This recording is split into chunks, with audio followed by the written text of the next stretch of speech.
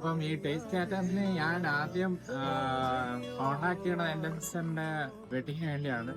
അപ്പൊ ഞാൻ എൻ്റെ അച്ഛന്റെ ഫ്രണ്ട് ശ്രീകുമാർ എന്ന് പറഞ്ഞ കൂട്ടുകാരൻ വഴിയാണ് ഞാൻ പ്രസാദ് എണ്ണാനും പരിചയപ്പെടുന്നത്.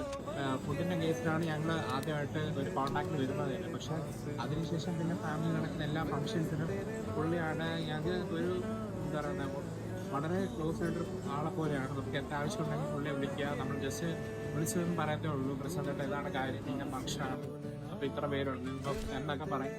പുള്ളി തന്നെ ഓക്കെ ഞാൻ നോക്കിക്കോളാം എന്ന് പറഞ്ഞ് ഞങ്ങൾ പിന്നെ അതിനെക്കുറിച്ചൊന്നും ചിന്തിക്കാറ് പോലുമില്ല. ഇതേ കോൺഫിഡൻസ് പുറത്താണ് ഞാൻ ഇത്തവണ വെഡിങ്ങിനും പുള്ളിയെ തന്നെ കുറിച്ച് ഇതേ കാര്യം ഞാൻ പുള്ളിയുടെ അടുത്ത് എപ്പോഴും പറഞ്ഞു, ചേട്ടാ കല്യാണമാണ്, ഇങ്ങനെ ഫംഗ്ഷൻസ് ഉണ്ട്, സ്റ്റേജ് ഡെക്കറേഷൻ ആയിട്ട് ഇങ്ങനെ ചെയ്തു തരണം, പുള്ളി തരുന്നതാണ്.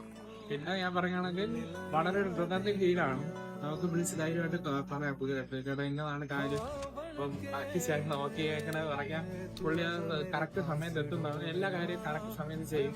നമുക്ക് പിന്നെ അതിന്റെ പുറകിൽ പ്രശാന്തേണ്ട രണ്ടാമത് പ്രാവശ്യം വിളിച്ച് ഇന്ന് തുടങ്ങി പോയി കൂടി പോയി ഞാൻ പറയേണ്ട ആവശ്യം വന്നിട്ടില്ല. എല്ലാം കറക്റ്റാണ് പുള്ളി ചെയ്തത്.